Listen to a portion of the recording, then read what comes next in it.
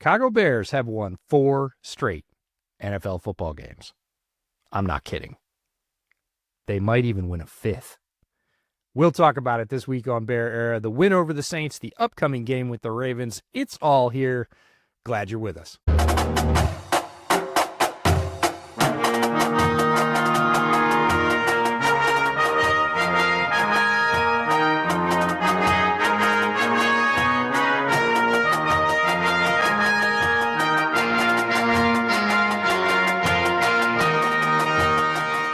Welcome back to Bear Era. I'm EJ Snyder. That's Ciaran Hall, and we are going to mix it up this week, just like the Bears. Bears keep on winning. We're going to talk about that winning. We're going to talk a little bit about the Saints game because there's a lot of good stuff in there, and we're going to tip over and preview the Ravens game as well. So we're going to break out the top trio format, bring that back at another time. For this week, we're going to focus on how the Bears keep winning and how they might keep winning into the future versus Baltimore. But before we get to all that, Ciaran, how you doing? I'm doing great. It has been a month of wins. Yeah. We are not used to this. No. Say it quietly, Bears fans. A whole month of victories. This is something that we, as a fan base, have not been used to for a very, very long time. And it's the way that it's happening. So, yeah, very exciting and hoping it continues. This week will be tricky. If they get over this week and they go 5 weeks, I might say some really dumb stuff on this podcast in the next couple of weeks. So enjoy. Hopefully they can continue it. We're looking forward to that. It's nice to be able to say dumb stuff in a positive way. And like you said, the way they are winning is different and it feels more sustainable. Of course, everybody saw the tweets that came out this week that said, hey, last year's Bears team was 4-2 as well. Don't get your hopes up. And some of the Bears players actually addressed that and said, not all 4-2s are equal. This one feels very different than the last one, and here's why. And I would agree with that because of the way they have sort of constructed these wins. Just ground them out and found ways to win games that last year they would have lost and certainly lost in the back half of the season. So when they face those games again, and they will, I feel like they've got a better chance to come out with a victory in those scenarios. And that makes me more hopeful as a fan. That is definitely the Ben Johnson effect. It is a culture change, and the Bears are starting to figure out ways to win, even when things don't break their way, which is really exciting. So let's talk about how they won over the Saints. Ciaran, I'm going to let you start off with sort of your most interesting point from the Saints game that really caught your eye. Yeah, there's a couple of things. I'm going to start. I'll talk a little bit about offense, defense, and coaching. I want to start off with the coaching because I think this is really important. Obviously, we saw after the game those videos that are in the locker room, really, really fun. But it was nice to see that Dennis Allen gets the game ball and he has been coaching his ass off. I think I said this at the time during the game. What is Dennis Allen's defense in Chicago going to be like when he has more elite level players? Because he's missing some of the key guys. And then even part of that is some of his other key guys are not 100% healthy. So he's doing this with, look, let's be fair here. Kevin Byard has been fantastic, but Kevin Byard's in his mid-30s. This is not someone who is in the prime of their career, but he is playing like it's the prime of his career, and you have to hand that to the coaching. I think he's been fantastic. Obviously, Eric Bieniemy, this running game has been working really well. The change to the offensive line over the bye week has definitely helped in the running game. The one little snippet I do want to say, because I think it's fair to criticize the coaches when they don't do something well, and I'm going to put a little bit of criticism on Ben Johnson, that sometimes we don't need to be as greedy as we are. We were 20 points up at the end of the second quarter, and you get the ball back. You didn't have to force it to go and try and get another touchdown there, in my opinion. You had that game completely in control. The defense just got off the field for you. I said this at the time, the running game was working. You were running the ball, the Saints knew you were running the ball, and they still couldn't stop you.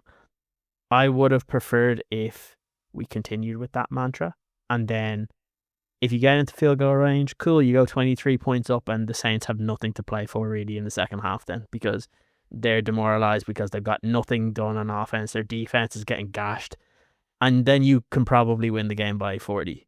But when you end up giving the ball back, the defense is already tired, and then the Saints can go and score. They get the ball back in the second half, score again. Well, then suddenly it's a game. And that's one thing I think Ben Johnson will learn as a head coach, that sometimes you don't need to go 100 miles an hour the whole time. That there are like a time and place of when you want to call certain things. And he basically said that. But it's nice that that's a learning experience when you win. That's all of these things. Like even Caleb, where he wasn't perfect, he wasn't great, he probably had his worst game of the year, but they still won, so it doesn't matter. And that is the nice thing. He knew himself some of the mistakes. Look, we'll talk about it here, but I think a big hand goes to that running game. Like Swift was great, Monongai was great. Like even some of the offensive linemen that struggled in their pass pro, like Theo Benedette, like he was a key reason to why the running game looks so good. Like he is mauling dudes in the running game. And it helps when you have him and Tooney together and they're creating big holes. It's no surprise that you're seeing a lot more gains in the running game, but also I think they've been way more creative in the running game. Like that's something we didn't see early on. We're seeing it now. They're playing to some of these guys' strengths. And look, if the Bears can run the football, if they can be opportunistic on defense, and you provide good enough protection for Caleb Williams, there's going to be games here where the Bears are going to be able to score 40 plus points, because that's what happens when you play complementary football. They haven't put a full game together yet, but it's coming. And that's, for me, the most exciting part about watching this team. I don't go into games being afraid of what's going to happen. It's like very exciting watching this team and seeing when is that breakout game and is it coming? Is it going to be this week? Hopefully it's against the Baltimore Ravens. Yeah, I don't get upset as I used to about the other team scoring a touchdown, right? Even if the other team scores a touchdown, yeah, I want the defense to play well, but it's not the end of the day. And being a Chicago fan for a long time, if you went down by 7 points, 10 points, 14 points for sure, the outlook for the overall game started to go in the tank pretty darn quickly. The other team ran it out to about 14 points. I'm not sure that we're going to be able to figure out a way to get back. This year, yeah, go ahead, score 7. It's fine. We'll find a way to score 7. We'll probably score 14. We might even score 20 more. So, yep, that's all right. Like, it's a mistake. Learn from it. Don't love it. But I don't feel like the sky is falling when 10 points get dropped on the Bears' heads. So that's really, really nice. You talked about the running game. That's my point from the Saints game that I wanted to bring up. The Bears really looked to me like they were trying to put on film and tell everybody, we're an inside running team. We can run inside too. Y'all know we can run outside because of what we did in our previous few games, but we're inside runners too. Little secret, they're not. The Bears are still not an inside running team. They had 10 total runs on inside concepts against the Saints out of 40 total, so they didn't do it a lot. In terms of overall volume, but they did it more times than they did it the week before. For comparison, against the Commanders, they had 7 total inside runs, so they upped that to 10, and it just looked like they kept trying it, and I'm not against trying it. From a schematic point, from a coaching standpoint, it is good to give the threat of all things on the field to make sure that the defense has to defend them and can't just, again, go to your strongest concepts and say we're going to shut that down. It is nice to have a counterpunch. Bottom line is, even though they tried it, it's kind of the Bart Simpson cake meme. Oh, okay, you tried, but it didn't really work. Only 4 of the 10 were successful, and it was 4.5 yards per attempt, which sounds great, but as an overall average, that's mid-pack in the NFL. And, against the Commanders, again, they had 7 instead of 10, and only 3 of them were successful. So overall, 4 out of 10, 3 out of 7. The percentages are pretty darn similar. This is still an outside run concept team. 6.94 yards per attempt, almost 7 yards an attempt outside, as opposed to a little more than half of that inside. So even against the Saints, this is an outside running team. We talked about that all season, all off season, certainly after Ben was hired. He loves his outside zone and his outside run concepts, and the Bears are very good at them. 7 yards a pop is very good. That puts you at or near the top of the league, certainly for those concepts. The other thing that was nice about the run game is Kyle Monangai got more involved, and it was good to see that. He is a rookie. They have started to work him in and increase his workload. He had extra workload this time. He got almost double the number of carries he's had in any game. His high before was 7 against the Saints. He saw 13 carries. And not surprisingly for Kyle Monangai, because of the type of player he is, with the extra workload came better results as well. He was 6.2 yards per carry. Previous best was 4.5 yards per carry for him on only 4 carries versus the Raiders. Again, he had 13 carries, averaged 6.2 yards, and you started to see those gains grow throughout the game. Again, some of the initial carries, he got bottled up, especially on the inside runs, but then you started to see him break it open, and he is one of those backs that likes a heavier workload. He was used to it in college. He doesn't necessarily need 20 or 30 carries, but 4 is not going to get him in the rhythm of the game.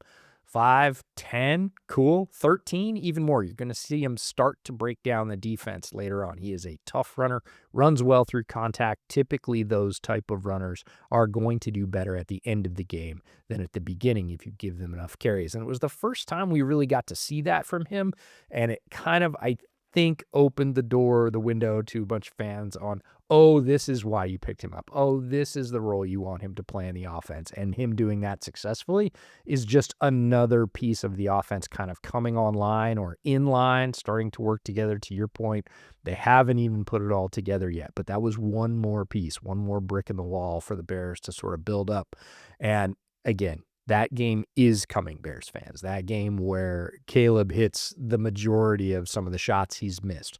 The game where Monangai and Swift have an equal number of carries and they're both effective. The game where the inside runs finally start to pop because of all the emphasis on outside runs. The game where Colson Loveland gets even more involved. He was involved more than he has been. Had some great blocks in the run game, a few big catches for first downs. Like, all of these things are starting to come together in the way that we say, oh, it takes time for an offense to gel. It takes time for players to understand what a new coach wants. Yes, yes, and yes. And we're seeing that. The most encouraging thing for me about watching this Bears team, and you said it, Ciaran, is that Ben Johnson will say, I have to learn from that, and then he will learn from that. We've had lots of Bears coaches that go, oh, that's a lesson, or I need to do that differently, and they'll go out and make the same mistakes again. Ben typically doesn't, and we're seeing this sort of constant upward trend on the offensive side, especially on the defensive side as well. We'll talk about that a little bit. That's actually going to be my point for the Ravens game, but for the Saints game, the offense, even though it wasn't perfect, even though Caleb didn't have a great day, that would have doomed a Bears team in the past. Didn't doom this team. They come away with a win. And again, the expectations for the rest of the season are looking up, not down, even though they're 4-2. So really good game, I think, against New Orleans for a lot of those things working. Again, the overall wasn't the cleanest, wasn't the best, but that stuff is coming and it's all important steps. So looking forward to next week's game against Baltimore, a team that is in some turmoil. Lamar's missed a bunch of games. He was back on the practice field today. We are recording this on a Wednesday. It was his first time back on the practice field since straining that leg. And, doesn't mean he's going to play necessarily, but if he hadn't have practiced today, his chances of playing would be a lot lower. So it kind of keeps that question up in the air. Is it going to be Lamar? Is it going to be Cooper Rush? But the rest of this team has been struggling mightily, especially the defense. So moving into the game against Baltimore, what are you really focusing on? It's definitely the offense still, because you mentioned it. We spoke about this, I think it was week 3 or week 4 when we were talking about defense. And the Baltimore Ravens defense has been horrid. And it's not just been horrid because guys have been out. No. Guys have been there. A lot of their starters have been healthy, and it hasn't mattered.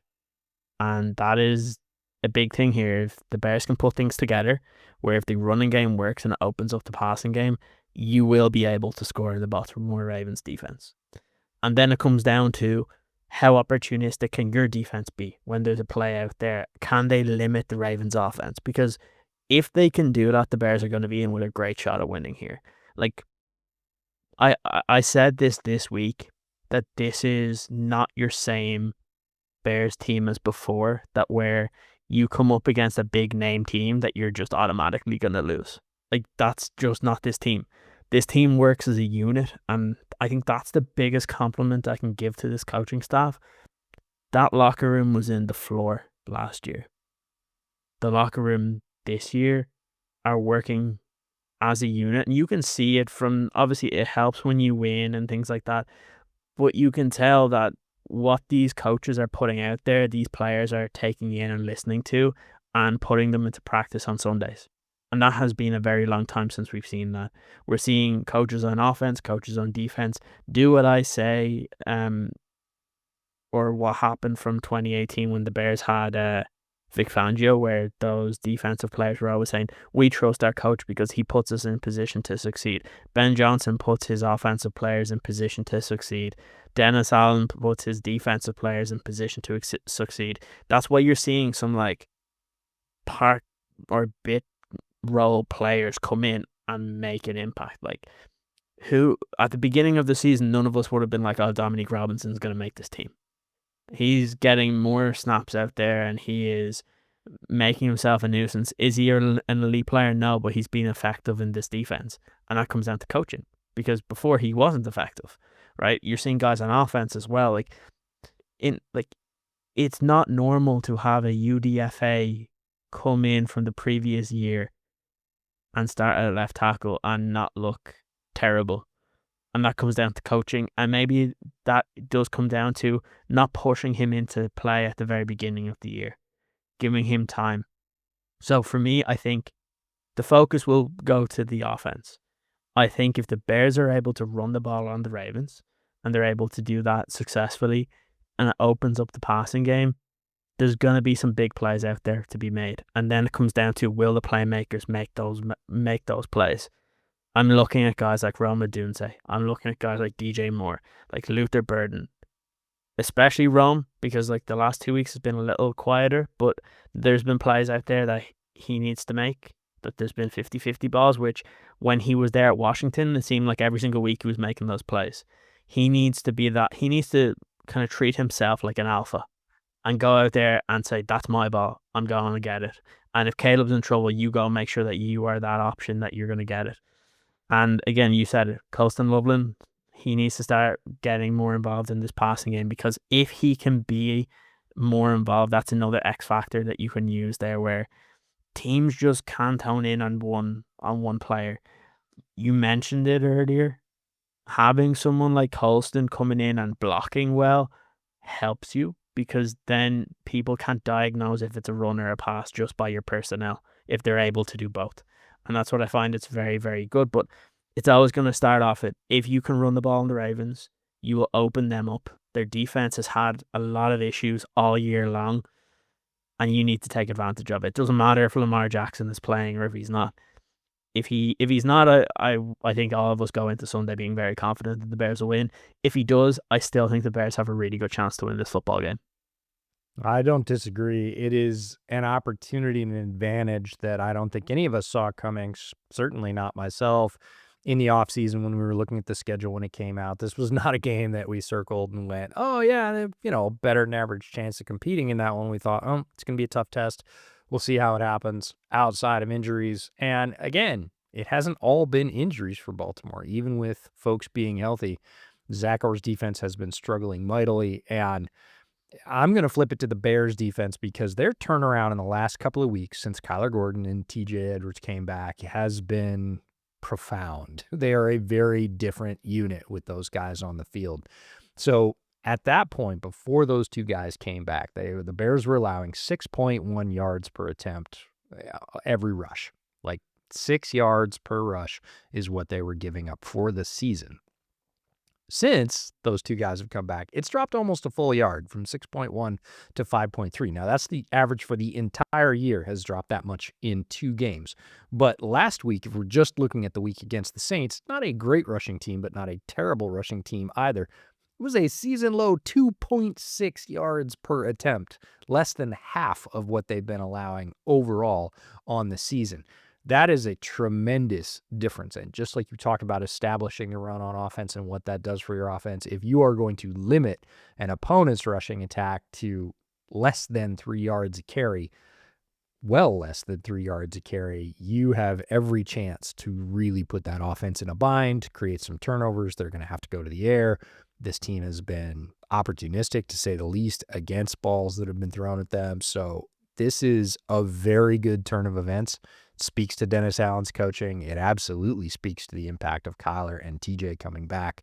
They are two of the players that are making the biggest difference there.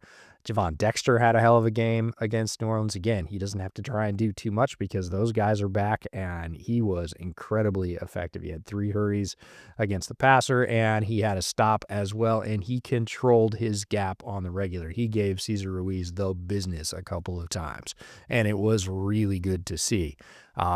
I've seen Ruiz up close in person. He was actually at the field where Offensive Line Masterminds was taking place. He was outside on the outside field just working out. Like, I kept looking at him. I was like, there are a couple of pros out there for sure. And I was like, I don't know who that is from a distance. I finally asked somebody. I was like, who is that? They're like, oh, that's Cesar Ruiz. It's like, man, that guy is an absolute block. He is every bit of an NFL offensive lineman, and Dexter controlled him for most of the game, and it was really, really good to see. And look, Javon's going to have to do that again this week if the Bears are going to have a chance, because Baltimore sucks at a lot of things this year. They've been really bad with Lamar, without the offense. Again, it's putting up points. Passing game has struggled, but they are not bad at running the football. In fact, it's one of the few things that they're really good at. Baltimore is second in the league in yards per attempt per rush. Again, that great stat on the defense for the Bears is the opposite on offense for the Ravens. They are one of the best teams in the NFL running football. And look, they have Derrick Henry. It's not a surprise. They are going to have to try and bottle him up and limit him. Is it going to be the 2.6 we saw against the Saints? Probably not. I would settle for 4.5 against that offense, because that means you probably limited their effectiveness enough to have a positive impact overall in the game if you're able to do that. So they're going to need to do that against the Ravens. If they are able to sort of blunt the one thing that the Ravens are still pretty darn good at, they're going to have a very good chance to win this game, or at least be in it at the end, and then find another way to win a sort of grimy, gritty game, or you're just grinding it out. And again, not everything's been perfect. You've made some mistakes. Baltimore's made some mistakes. Who's going to find those couple of plays, that bit of execution in the fourth quarter to come out on top? And if the Bears can keep that running game from really running them over, which, again, earlier in the year, I would have had zero faith in the Bears doing it, because Bears are one of the worst in the league early in the year at stopping the run. Baltimore's been great at running it all year long. So, but things have changed, especially over the past couple of weeks. That gives me a lot of hope for the Bears defense against this very powerful rushing attack. And again, the rest of the balance of the Ravens team, not tremendous. Even if Lamar does come back, passing game has not been in sync. And the whole defense, rushing and passing for the Ravens, has been terrible for the year, which I know Baltimore fans are not used to. Their defense has been pretty darn good for a long time. And they really rounded into form in the last half of last year. And then, again, we say it every offseason. Every year is a different year in the NFL. It's not the same team. You don't just get to port the same guys in and sort of kick off where you left off.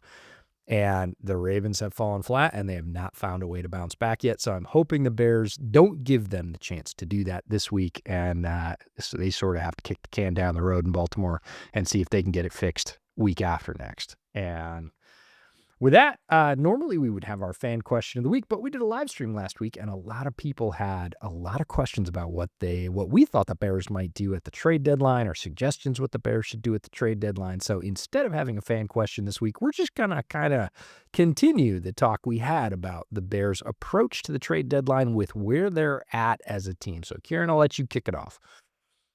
Yeah, it's an interesting point that was brought up to me this week, that does the approach, or should the approach, change? Like we said last week on the live stream, that we don't foresee the Bears making many moves when it comes to the trade deadline. That this is probably a year that you stand pat and you just keep your assets and you keep your draft capital and you make your moves in the offseason. The difference is if you win against the Ravens and then you win against the Bengals, you go into where the trade deadline is at 6-2. And you're in a very competitive division. And does that change the thinking of Ryan Poles? And that is a big question, because you would think that it probably doesn't. I could see the Bears making a smaller move. Like, for example, this is where I'll caveat it. I think the Bears could make a move if Tyreek Stevenson is injured. If his injury lingers, or he goes out there and he's not effective, you are so down on corners that they may look at guys that maybe the situation at somewhere else isn't working with a particular defensive coordinator, or there's a new head coach that, like for the Jets where they're losing a lot, and there's somebody available that you can bring in.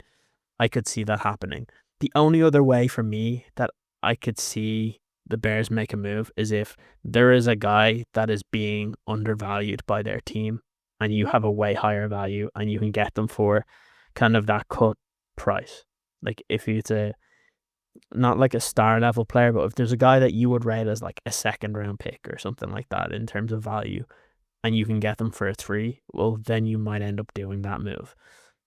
But I do think it becomes way more interesting if the Bears do end up being 6-2 heading into that point, because then you get to a situation of, do you push your chips in to give yourself the best chance to make the wild card? Because you just mentioned it, every season is different. Like, you may go into the next offseason thinking, great, we've added a running back, we've added a pass rusher in the draft, we added corners, but then something happens and next year they fall back a little bit. Like, they may regret not pushing in a little, but again, you can't overpay.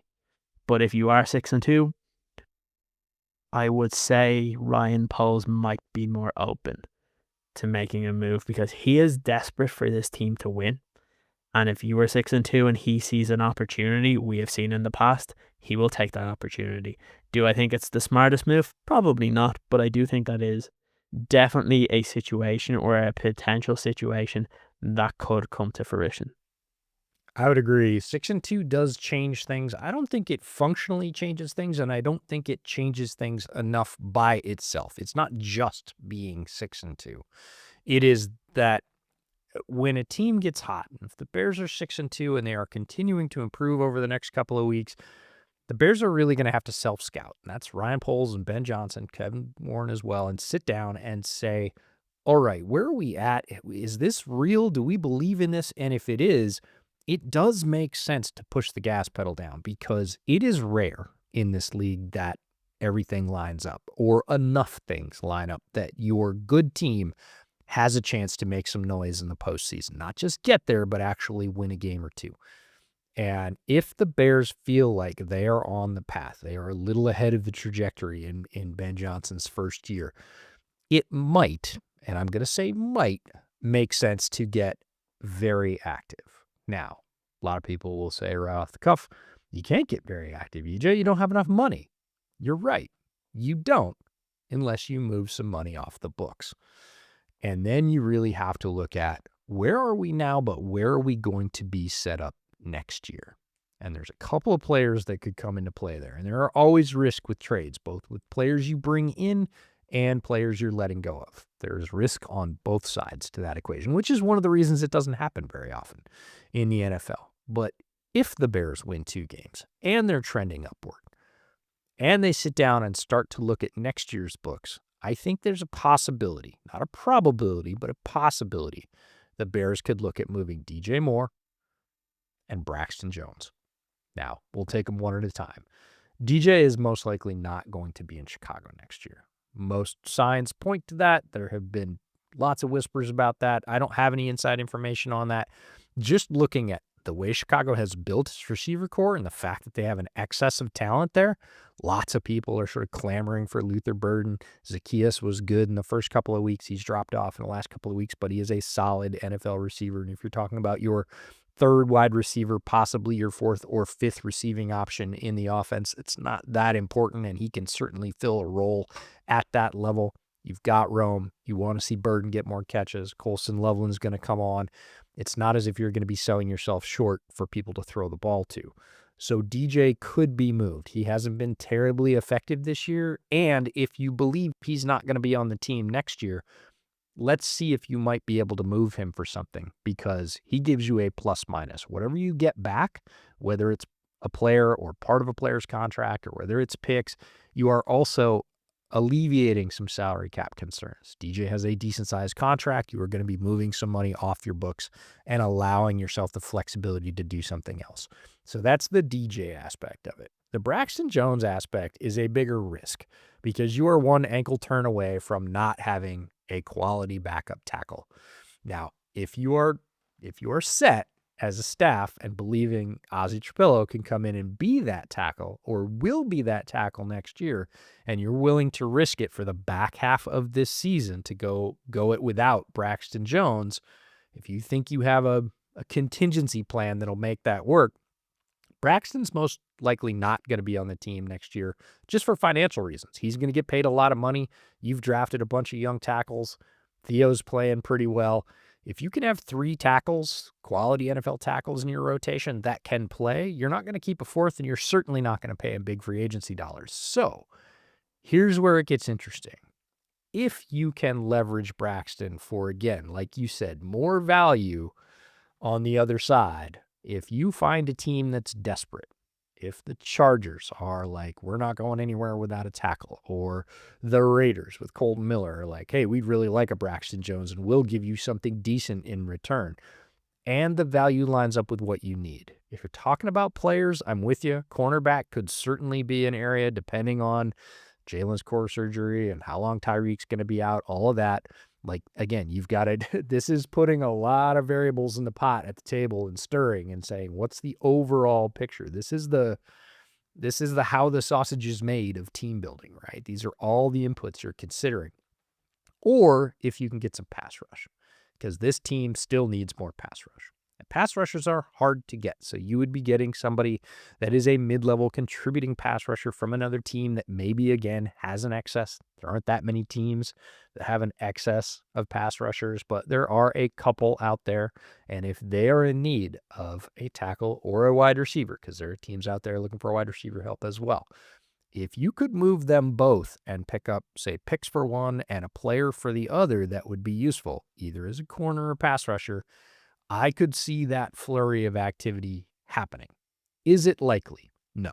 It's absolutely not likely. Way too many moving pieces. They would all have to fall kind of the right way. The stars would definitely have to align for the Bears to sort of be in on those markets. And they would also have to be comfortable with the level of risk, specifically with Braxton. DJ is not so much of a risk. You have other players on the lineup already that can fill that role, certainly as well as he's been filling it this year. The tackle is a different situation. So you would have to be very comfortable with it. You would have to make the financials work. It's always a challenge. There would have to be availability with a team that has those needs. That's just a lot of ifs to line up. So do I think it will happen? No, I don't. I think if they make it a move, it will be probably a singular move, and it will be small salary-wise, probably small impact-wise. Maybe it's a mid-level running back that they like, or mid-level corner that, again, is on a roster where he's not being utilized right now. It is possible that they could find that. Do I think they'll make the big swing? No, I don't. But if they did, that's one possible way that they could do it. Move Braxton, move DJ, make yourself some space, get the player in that you feel like you need, probably on defense, not likely going to be a running back. And then it really sets your team up for next year as well in terms of salary, the pecking order at offensive tackle. Like, a lot of things kind of work out, and you're just a few months ahead of it. Now, Ryan Poles really hasn't played the game that way, so that's another reason that I think it probably won't happen. But it's fascinating to think about it, and you would need you'd need to hit a lot of green lights for something like that to happen. There's an outside chance, but not a good chance that it could. Yeah, it's an interesting one because I think the Braxton Jones one is more likely than maybe we give credit for, just because there's a lot of teams that need offensive line, and I even think if Theo Benedette went down, I don't think Braxton will be the one they would put in. I think if they like Ozzy enough, they may end up moving Darnell over if they have to and put Ozzy at right tackle. If they didn't want to upset the apple cart, we've seen Joe Tooney play left tackle for the Chiefs last year. There's a lot of moving parts there, especially if they know they're not going to re-sign Braxton, which look, they're not going to. We already know that. If they get an offer that would be more than what they could get back on your comp picks and stuff, well then it might make sense. The other point that you mentioned in terms of the high value players, that's where it becomes very interesting because it's difficult to get one of those guys, but there's two situations that I think people will monitor, and it's the two teams that are vying for probably the first overall pick, and that is the New York Jets and the Miami Dolphins, where we've heard rumors that Miami has essentially made players available for trade in terms of their edge rushers. I don't think that the Bears should be involved with guys like Bradley Chubb or Matthew Judon. Like, they're older statement. I wouldn't say I would go in that direction. If they were dangling out Jalen Phillips, I would call and ask what is the price. Same thing for the Jets, that if there's some of those, look, they have drafted pass rushers, Jermaine Johnson. They've obviously guys in the interior like Quinnen Williams, which right now, us looking at this, we're just like, there's no way they're going to get rid of these guys.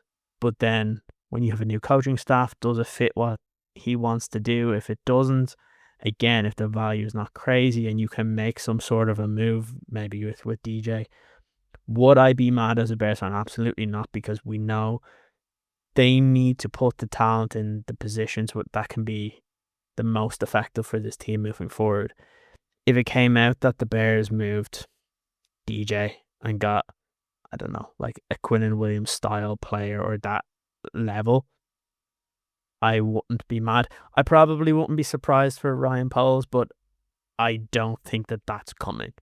Like I said, I think it's probably, you mentioned it, it might be like a third string running back, right? Like, I think Jalen Wright from Miami was one that was mentioned by Adam Schefter as someone that could be available because he's behind Ollie Gordon now, but he had a good end of his rookie year.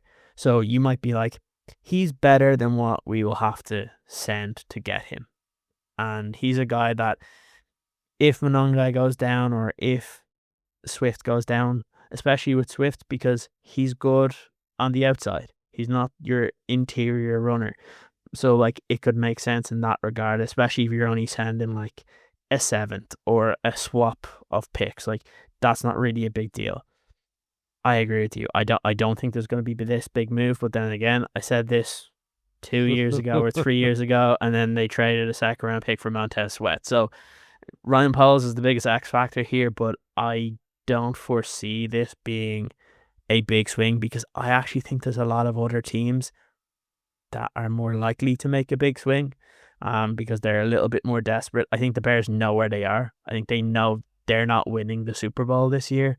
So let's not mortgage our future this time around. When we have all of our picks, we will have some flexibility when it comes to free agency as well. And if we need to make a trade, then we can do so. I think the only way they do it is if there's a guy that they didn't think was available and suddenly they are available because the team that they play for, he doesn't gel with a new coach, or they want to rebuild completely and strip it all back. If there is that scenario and there's a guy that you're like, this guy's just too good, I'm fine with going for that, but I just think it's more likely that they stand pat. I would be a little bit surprised if the Bears are the team that are involved, just based on where they are in the process of building this thing up with Ben Johnson. Yeah, I would agree. And I would not be sad at the same time if, again, teams getting desperate do interesting things, and it can be for different reasons. Certainly if you're looking at, I gotta say the Raiders, the Dolphins, Could be the Browns, depending on how they feel about their overall outcome. The Jets. There are multiple teams out there that are just not having the season they thought they were going to, and there's no easy answers for them. They're not waiting for a superstar to come back into lineup. They're just not going to be very good teams this year, and they can react in very different ways. That's why it makes it an interesting league. We will continue to watch. You can always put your suggestions down in the comments for who you think the Bears should look at or not look at. If you think they should just stand pat, let us know that as well. But that brings us to Northwatch, our colleagues around the NFC North, which has been a bit tumultuous so far. Check in every week. Arif Hassan for the Vikings, Nick Baumgartner for the Lions, and Tom Grossi for the Packers will let you know what's going on within the division in sort of quick hit fashion, so you don't have to deal with the other team's colors too much in your face, but you at least know what the competition is doing. We're going to take the North and never give it back. Hey, this is Arif Hassan with Wide Left Football with your Northwatch update on the state of the Vikings. And the Vikings are in a state. The run defense is back. That's something that held Saquon Barkley to 44 yards on 18 carries. But the cost of that was that Jalen Hurts threw for a perfect passer rating in the game. This is a quarterback who was in the middle of answering questions about whether or not the passing game in Philadelphia would ever improve. And it looks like they got their get-right game against the Minnesota Vikings, a team that has prided itself on how good that pass defense was. The biggest issue here, the pass rush wasn't able to get home. They had a high pressure rate, but Jalen Hurts' high time to throw allowed him to generate some explosive 6 throws over 20 yards downfield, 4 of them over 2.5 seconds. Actually, 3 of them over 3 seconds. Only one of them a quick throw, a 3rd and 9, 45-yard bomb to A.J. Brown to close out the game. But, primarily an issue of pass rush with some coverage problems there too. Isaiah Rodgers also not having a revenge game. But the biggest problem was on the other side of the ball. You take a look at that box score and you see that Carson Wentz had 313 yards. It's nice, but it happened on 42 passing attempts. He threw for 0 touchdowns and 2 interceptions, both of them I believe in the first half. In the second half, Carson Wentz was a little bit better, but it was a little too late. Jordan Addison had a fantastic game, 128 yards. Justin Jefferson had another outstanding game, another 70, 80-ish yard game from him. DJ Hawkins would have had a good game if Carson Wentz was more accurate. In fact, Carson Wentz probably should have thrown for 450 given how open those receivers were. So unfortunate situation for the Vikings receivers, and unfortunate situation for the offensive line, which is really leaky, especially Blake Brandel playing second for the second time in his life, giving up a ton of pressure up the middle, allowing Jalen Carter to have an outstanding day, Moro Ojomo to have a great day, Jordan Davis to have a great day, and a pretty decent performance from the rest of that offensive line. Just a really, really poor performance from the center position. Now, the Vikings don't expect J.J. McCarthy back. In fact, they've named Carson Wentz the starter for the Thursday night game, short week against the Los Angeles Chargers. That is a leaky offensive line, so maybe the Vikings pass rush is going to get back into this game and demonstrate the power of their passing defense. But for right now, we're not going to get J.J. McCarthy for at least another 10 days. He probably is going to be back for that upcoming game, but the Vikings are very cautious with him. They want to make sure that they can maintain the work that they've done to maintain his mobility and his mechanics, and so pain tolerance is actually playing a pretty big role in mechanical consistency here. So that is the reason we're not seeing J.J. McCarthy yet. Has he played better than Carson Wentz? Actually, no. Will he play better than Carson Wentz? There's a chance, and that might be the only way that the Vikings can save their season, because right now, it looks pretty lost. What's going on, everybody? Nick Baumgartner here with your weekly Lions update. Lions moving to 5-2 now after a big Monday Night Football win over the Bucks and red-hot Baker Mayfield. 24-9 over the Bucks to move to 5-2 heading into the bye week now with Minnesota on the other side, as the Lions really have rebounded well after that really poor start in Lambeau in week 1. This has been, even in that Chiefs loss last week, they really felt like they had a chance to win that game and maybe should have won the game. So, the talk about the coordinator replacements and all that stuff that was completely overblown. I think we can say that through 7 games. Detroit is now getting healthy again. Aleem McNeil was back. The Lions, I think, had close to 30 pressures in this game, just completely harassed Baker Mayfield, took away Tampa's run, and stopped the Bucks really with 4 new starters in the secondary. All 4 starters for the Lions were out in this game, including Brian Branch, who was suspended. Most of them are expected back after the bye. This team is going to be way healthier after the bye week and coming into November. And quite frankly, at this point, the Lions have kind of gotten through the hardest part of their schedule. And now, if they can really kind of settle things in now, this is going to start to look more like the team that I think people here in Detroit thought it would look like. And people nationally are probably kind of surprised because The Dan Campbell Show rolls on, and I think through 7 games this year and through his entire tenure, we can probably say now that he's the reason, not Ben Johnson, not Aaron Glenn, not anybody else. Dan Campbell's the reason why the Lions have rebounded, and Dan Campbell's the reason why the Lions are going to be here for a while. So with that said, thanks so much, guys. We'll talk to you all later. Well, look who's on top of the NFC. And you might be thinking, Tom, but you don't have as many wins as those other teams. We don't care about wins over here. It's all about the tie.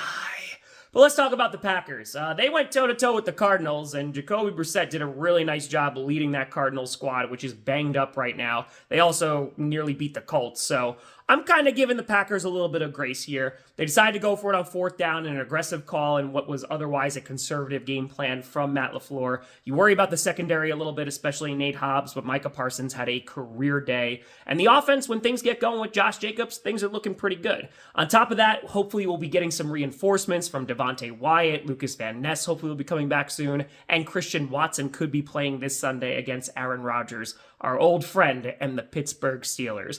So right now for the Packers, they just seem like a good football team. We're going to kind of see if they can develop and be a great football team as the season continues. But as of right now, we're number 1 in the NFC, and things are pretty good. Thanks again, as always, to our friends who give us North Watch every week and keep us up to date on what's going on in the NFC North while we are watching the Bears. With that, we are at one of our favorite segments every single week. Our super producer, Mike Mercado, gets on the mic and gives you his thoughts heading into the Ravens game.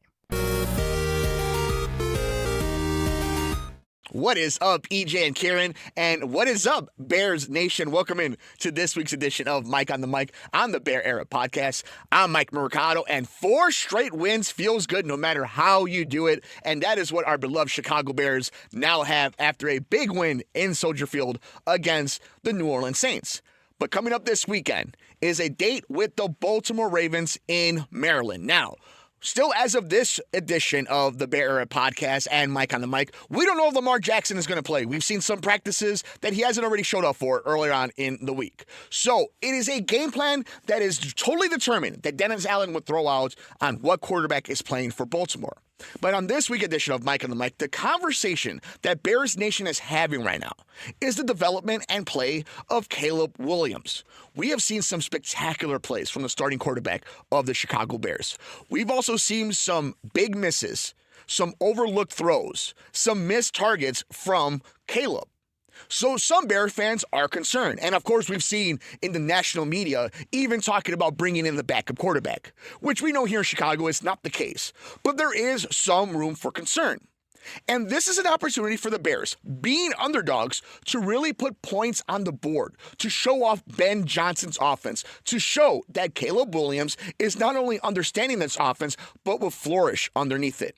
See, the Baltimore Ravens of my childhood, and for a lot of you listening, is not the same Baltimore Ravens defense we are seeing this year. This is a team that is 28th in ranking, according to Fox Sports, in passing yards allowed in 246.5 yards per game. And they've allowed 14 passing touchdowns. Now, it just so happens that we've seen a little bit of a slump for Rome Odunze. We've seen some struggles for Caleb Williams. DJ Moore is yet to have a huge breakout game this season that we're accustomed to.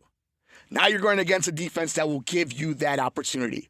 That is what we're looking for this week in this Bears versus Ravens matchup. It's a matchup where not only are you an underdog to a team that's only won 1 game, that we don't know who the starting quarterback is going to be, but an opportunity given to you. A name that used to bring fear onto offenses now looking and giving opportunity to put big numbers on the board. I'm looking for Caleb Williams to finally have his breakout game in the 2025 season against a big name opponent. Now we'll see if that leads to the 5th straight Bears victory. Enjoy the rest of Week 8 and this edition of the Bear Era Podcast. I'm Mike Mercado. Now back to EJ and Ciaran. That about does it for us this week. Hope you like the new format in terms of a review and a preview. It's one we've done before. But again, let us know down in the comments. What's your favorite part? What's your least favorite part? What would you like to see more of? What would you like to see less of? We're open to suggestions for sure. We'll probably also be doing more live stream content as the season rolls on. Gives us a little bit more flexibility and allows us to come to you a little bit quicker and have some more interactivity at the same time. So look for those as they come out. But for now, thanks to our partners, Homage Clothing, who keep us looking great all year round and can do the same for you. If you need new Bears gear, check the link in the description. Anything you buy through Homage, we get a cut of here at the show, and it's certainly one of the best ways to support the podcast. And of course, Blue Wire, that keeps us up on all the audio platforms every single week. Couldn't do it without them. So with that, we will see you next week. We'll talk about how the Bears did against the Ravens and whether or not their outlook has changed for the trade deadline based on what happens in that game. You just never know in this league. We'll see you then.